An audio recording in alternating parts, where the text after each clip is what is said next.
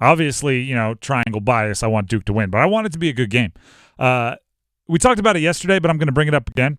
This game and the pregame lead-up, right, which is already kind of bubbling, right? Everybody's getting excited. It's an ACC game that whoever wins has the inside track to the ACC championship. 7:30 ABC. 7:30 ABC, which Duke has to be getting used to at this point. That's a good thing for Mike Elko. But if you look at the way tiebreakers break down, right, if Florida State wins this, they're in really good shape, right? Because they're obviously undefeated. They're a top-ranked team. They'll win. They'll own the tiebreaker over Duke if necessary. There's all those sorts of things.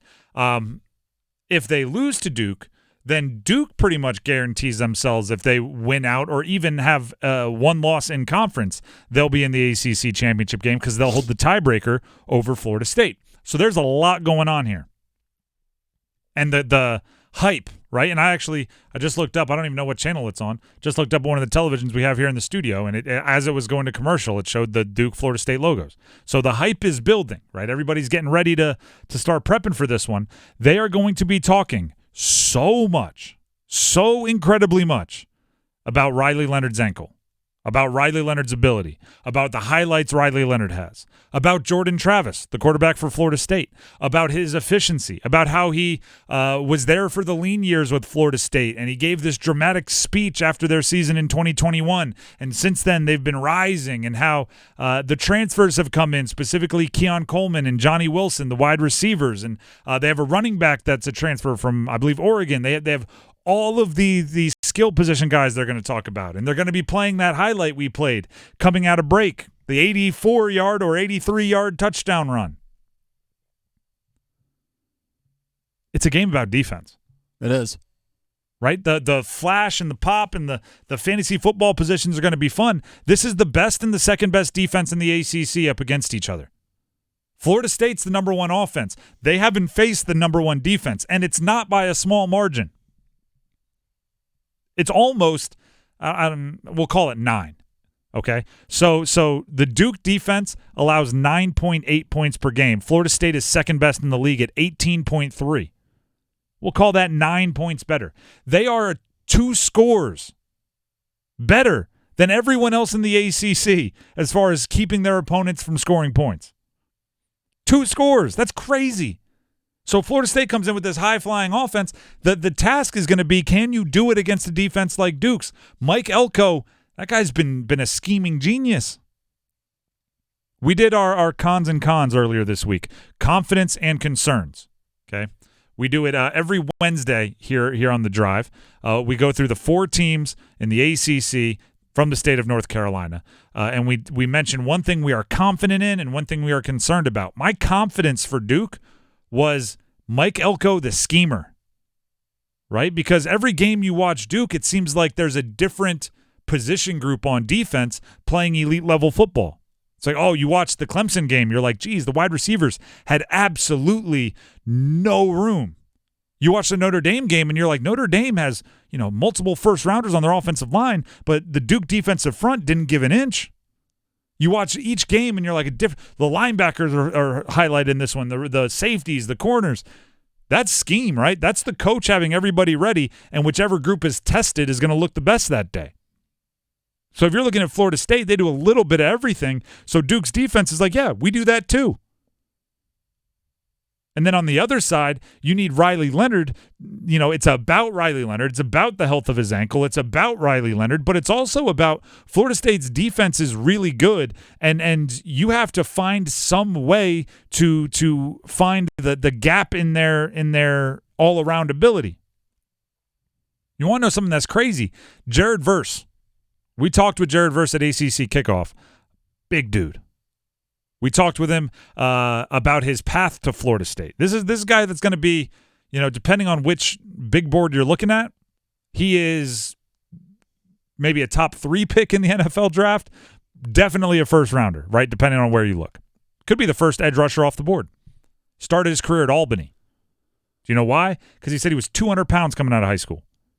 I don't know what he's tipping the scales at right now, but I know when I stood up and shook his hand at ACC Kickoff, he was 265. My height, I'm about 6'4". Runs like a deer. Okay, so is the story about Riley Leonard and his ankle, or is the story about can they keep somebody like Jared Verse from getting in and living in the backfield? Right? To me, this is a defensive battle. I haven't seen the numbers yet. I haven't decided what I'm going to be doing here, but I would not be surprised if I really like the under. You'll get them later.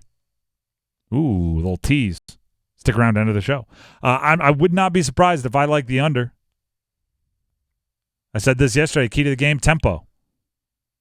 If I'm Duke's offense, I need to get into a brawl with Florida State's defense for the simple fact of giving my defense. Like if I'm Duke's offense, I want to give Duke's defense plenty of time to catch your breath because Florida State's offense is going to make you run around.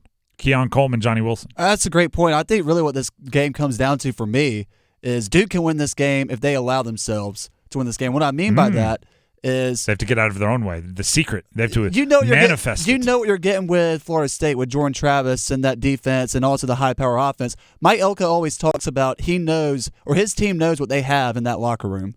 And for me, I go back to the Notre Dame game.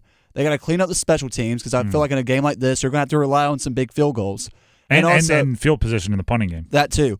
And then also for Duke, just like in the Notre Dame game, you can't give up big plays.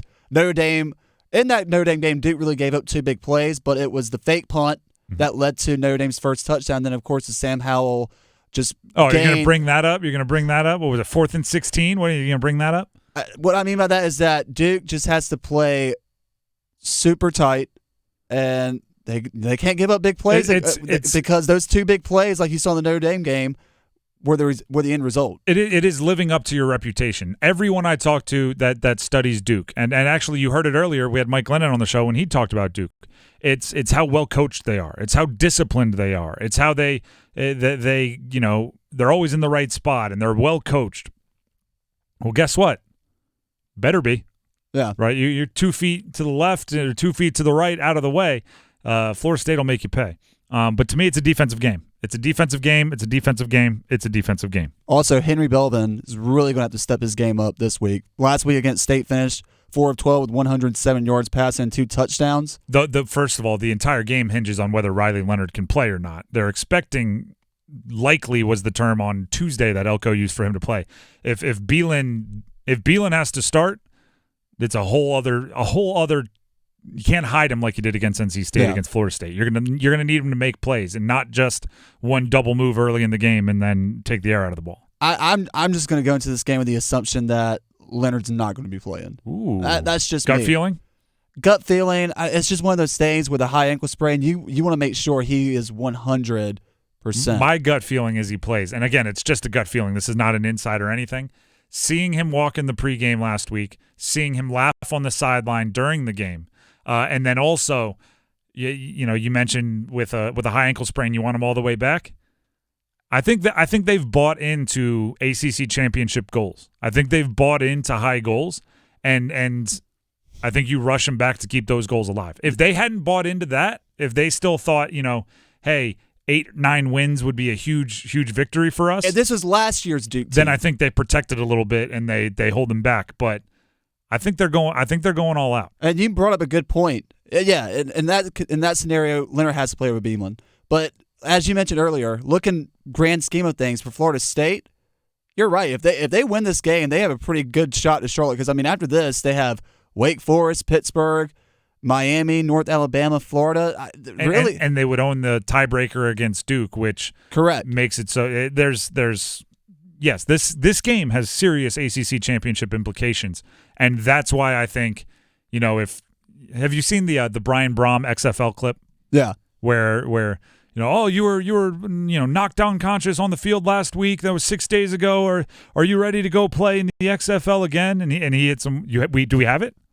You were just pointing at me. Okay, we can find it. No, that's fine. We didn't need it. I thought you were like I keep this locked and loaded just for this very. Am I still walking? I have 2 questions for you. I almost have it memorized. It's embarrassing. I have 2 questions for you. Do I or do I not have a pulse? Yes, I do. Is this or is this not the XFL? Yes, it is. Let's play ball. There and he walks away. Ready to run through a brick wall. Now, obviously, head injuries, you want to be careful, and that wouldn't happen nowadays. But for an ankle injury, I feel like Riley Leonard's going to hit him with, I have 2 questions for you. Does this or does this not help decide whether we win an ACC championship? Yes, it does. Do I do or do I not have a pulse? Yes, I do. See you on the field. Let's play ball. Is this ACC football? We're all in. No, we're As all, the commercials hey, always there you say go. on the network. There you go.